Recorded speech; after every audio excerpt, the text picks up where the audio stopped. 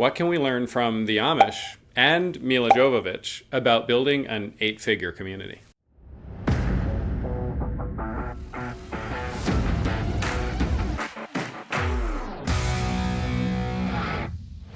Hi, I'm Lucas Root, and I'm the co-founder of the Ecstatic Way and the host of the Elements of Community podcast.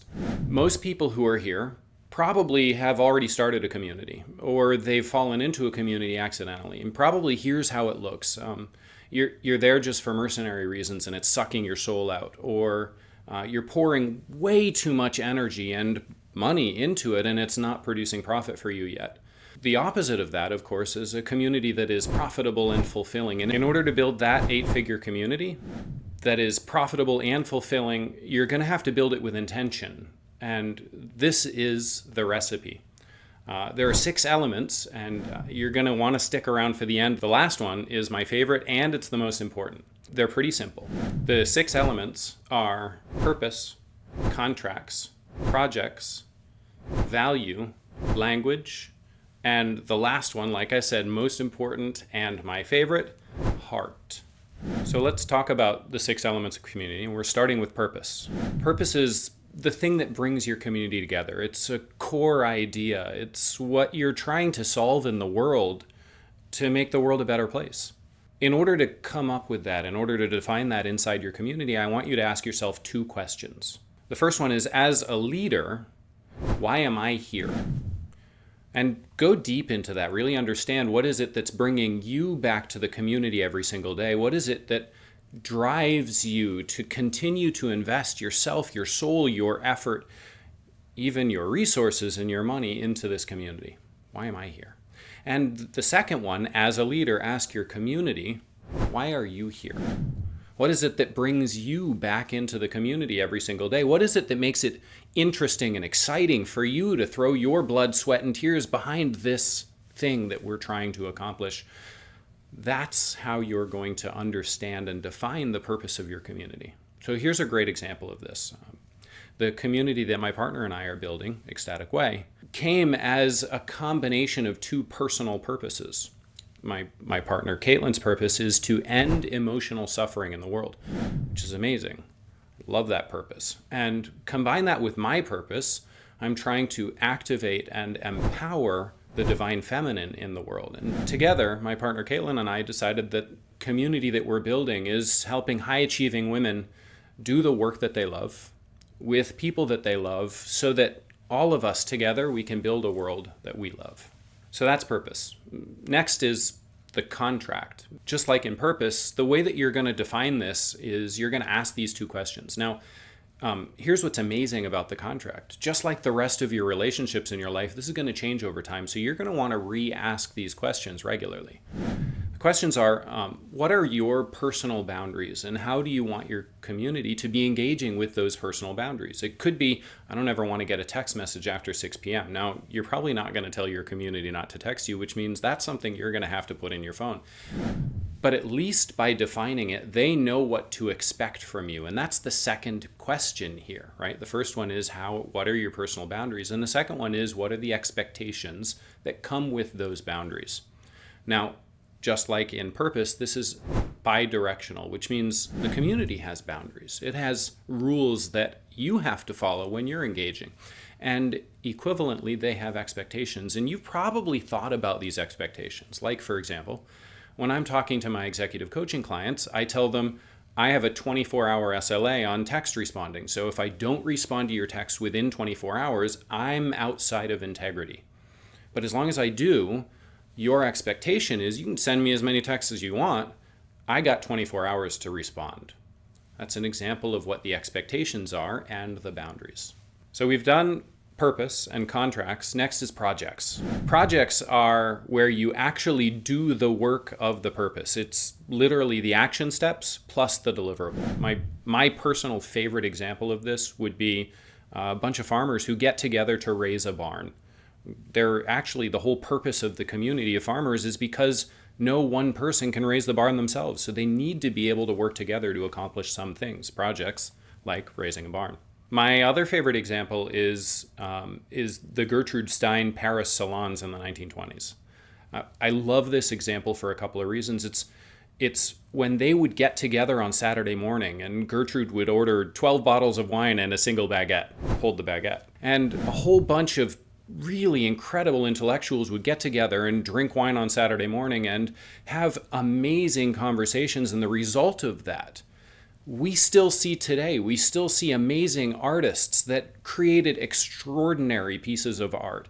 We still see absolutely amazing writers that wrote, the best writing of their time. And all of that came out of what was essentially a mastermind around drinking 12 bottles of wine on a Saturday morning. If you don't know what kinds of projects you need to do with your community, you've got your purpose already pretty well defined. You've got the rules of engagement figured out and you're talking about them, but you're not really sure what you want to do together. Then here's what I'd like you to do. Here's your homework. Have your community go through this video with you. Have them go through all 6 elements and do the work inside those elements. And that in itself is a project. And it's going to do 2 things for you. You all are going to get way better at building your 8-figure community, and it's going to start the momentum. You all are going to start doing this work together and you're going to love it, or maybe hate it, but I hope it's love it. And because you're going to love it, you're going to be like, great, let's do the next thing. Let's do the next piece of work towards your purpose. Our 4th element is value. This is bi-directional. It's not just what it seems on the surface. It's the value that you give to the community, the value you contribute every single time you show up. In the case of barn raising, you could be one of the people that's pulling on the ropes, or you could be a guy running the axe to make sure that the beams in the barn are exactly the right beam. In the modern example of building an 8-figure community in a Facebook group, for example, you're contributing your wisdom, your guidance, the way that you work towards succeeding in your purpose.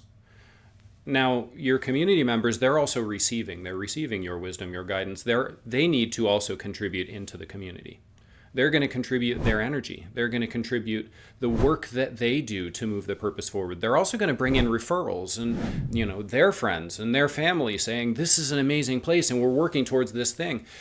And all of that is building value into the community. And some of them are actually going to buy directly from you, so you're going to get cash. So let me give you an example of what that might look like. I built a couple of really powerful friendships, people who love me enough that they bring me referrals. Last night, actually, one of my friends sent me one of his friends who's got a merger opportunity sitting on her plate right now.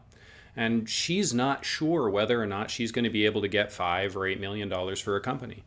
I spent about an hour on the phone with her last night, and at the end of that hour, not only am I going to be helping her with that merger, she's probably going to be looking at between 10 and 20 million. And all of that was only possible because of the powerful relationship that I had that resulted in her coming to me.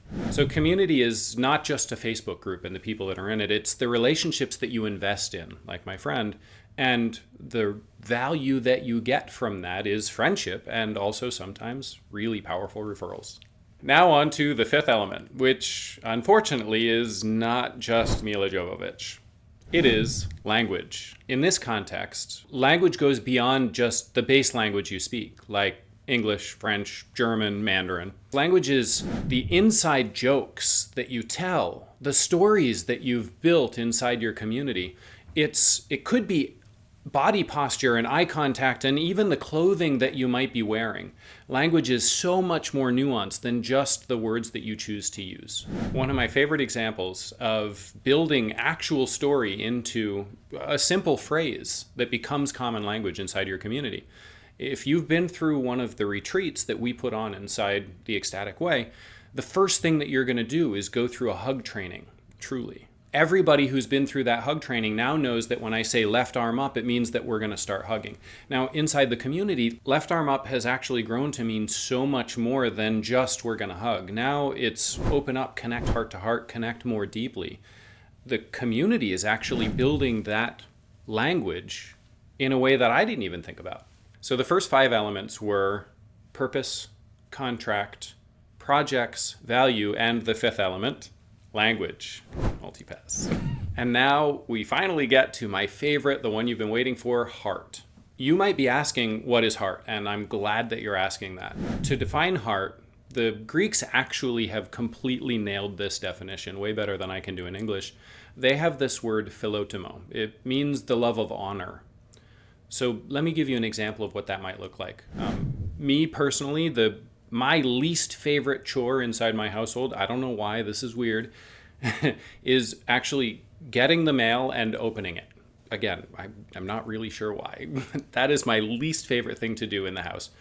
But when I think about it as a gift that I'm giving to my wife, it makes it so much easier for me to do that thing that I don't love doing, because it becomes a gift. Here's an example of what that looked like inside our community. We had some really amazing, high-performing women showing up and doing the steps of moving forward and building their 8-figure business. We hosted our most recent retreat. One of the retreat members showed up with her husband and started to really get into what we were sharing. And the first thing that I led with, I told you this before, is I led with a hug training. In a very real sense, I was leading with my heart. And by leading with my heart, she picked up on that and she started showing up with her own heart. Her business is growing faster, her employees love her better already, and her marriage is much stronger. By showing up with my heart first, investing with my heart into the community and into her specifically, now she's showing up in her life with her heart first. We see it in her business, we see it in her marriage. It's actually amazing. Now you know the 6 elements of community. Now it's time for you to take action and build your 8-figure community. Click the link below to schedule a call with us, because as we just discovered, you can't raise a barn on your own. Together, we will map out your own 8-figure blueprint.